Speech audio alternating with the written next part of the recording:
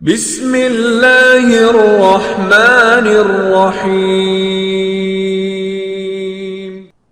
اللہ رب العزت کو ایسے بندوں سے محبت ہے جو اس کی راہ میں لڑتے ہیں، جہاد کرتے ہیں، اور جہاد اس طرح کہ ایک صف میں، اور صف بھی ایسی جو بڑی مضبوط ہو، جس میں کوئی دراڑ نہ ہو اور سیسا پلائی ہوئی دیوار کی مانند ہو۔ تو اس سے یہ بات واضح ہو رہی ہے کہ جہاد کے لیے صف واحد کی کتنی اہمیت ہے۔ لیکن آج ہم اسی تعلق سے افتراق کا شکار ہیں، اور کئی گروہوں میں بٹ کر ہم اپنی اپنی بنیادوں پر یہ فریضہ انجام دے رہے ہیں، اپنی اپنی سوچ کے مطابق، جبکہ یہاں اللہ رب العزت نے جہاد کے تعلق سے صف واحد کی اہمیت کو واضح کیا، اور اسی آیت کریمہ سے سورت کا نام لیا گیا، یہ سورۃ الصف ہے۔ تو اس نام میں بڑی اہمیت ہے کہ اللہ رب العزت نے اس آیت کریمہ سے اس سورت کا نام رکھا، جس سے اور صف واحد کی اہمیت اجاگر ہوتی۔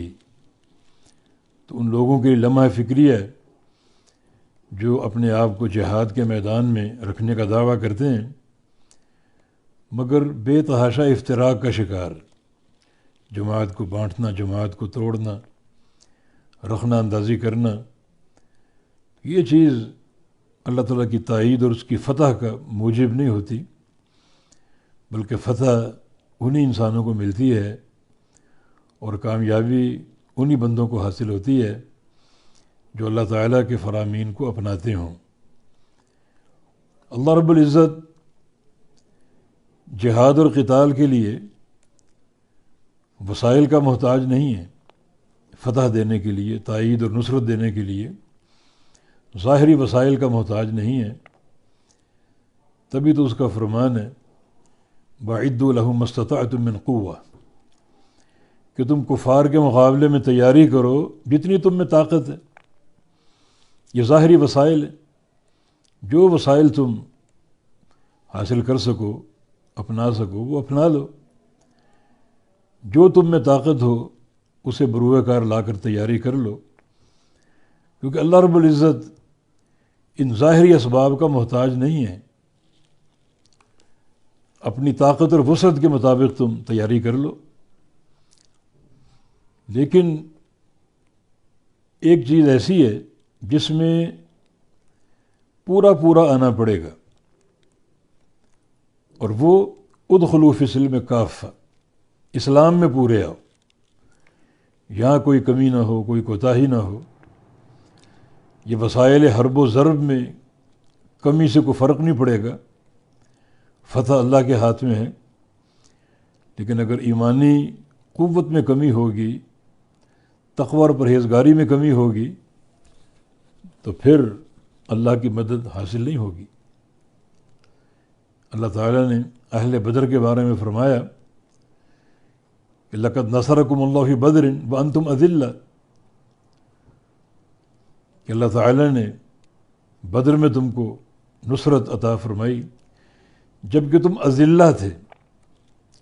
اذلہ کا معنی کم، تعداد میں کم دشمن کے مقابلے میں، اسلحے میں کم دشمن کے مقابلے میں، سواریوں میں کم دشمن کے مقابلے میں، ہر چیز میں تم کم ہی کم تھے۔ لیکن آگے ہونا کہ فاتقوا اللہ، بس تم تقوی اختیار کرو، ورع اور پرہیزگاری اختیار کرو، یہ کمی جو ہے اس کا کوئی تمہیں نقصان نہیں ہوگا۔ فتح اللہ کے ہاتھ میں ہے، اور وہ تعداد کا محتاج نہیں، اسلحے کا محتاج نہیں، نہ وہ سواریوں کا محتاج۔ لیکن اگر تمہارے اندر تقوی ہو، پرہیزگاری ہو، تعلق باللہ ہو، یہ مطلوب ہے، تو فتح نصیب ہوگی۔ تو اللہ تعالیٰ نے بدر میں فتح عطا فرمائی باوجود ہے کہ ہر لحاظ سے قلت تھی، مگر صحابہ کا تقوی مثالی تھا اور ان کا تعلق باللہ مثالی تھا، تو اللہ تعالیٰ کی طرف سے نصرت اور فتح آئی اور حاصل ہوئی۔ تو یہاں بھی یہ سورۃ الصف، یہ نام صف، اس میں بھی ایک تنبیہ ہے۔ اللہ تعالیٰ نے یہ نام اختیار کیا اس آیت کریمہ سے تاکہ صف واحد کی اہمیت کو اجاگر کیا جائے۔ تو یہ آیت کریمہ جس میں اللہ رب العزت نے صحابہ کو خبر دی کہ ہمارے نزدیک محبوب ترین عمل کون سا ہے، وہ یہی ہے جس میں 3 چیزیں ہیں: اس کی راہ میں جہاد، صف واحد بن کر جہاد، اور صف بھی ایسی جس میں کوئی دراڑ نہ ہو، سیسا پلائی ہوئی دیوار کی مانند۔ اب یہاں کچھ اور باتیں بھی ہیں۔ ایک تو اللہ تعالیٰ کی صفت محبت کا اس بات، ان اللہ یحب، بے شک اللہ رب العزت محبت کرتا ہے، تو اس کی صفت محبت حق ہے اور ثابت ہے، بے شمار دلائل سے ثابت ہے، ہمارا اس پر ایمان ہے۔ اور محبت کا معنی ہماری زبان میں بالکل ظاہر ہے، کسی سے پیار کرنا، پسندیدہ قرار دینا، محبت کرنا، تو اللہ تعالیٰ کی صفت ثابت ہے، یہ کتاب و سنت سے ثابت ہے۔ اور اللہ رب العزت کی صفات پر ایمان لانے کا قاعدہ یہ ہے کہ ان پر ایمان لاؤ ان کے ظاہری معنی کے ساتھ، کسی تعویل کے بغیر۔ اب کچھ لوگوں کو اشکال ہے کہ جناب محبت تو انسان بھی کرتے ہیں، مخلوق بھی کرتی ہے، تشبیہ لازم آئے گی، اس میں تعویل کرو۔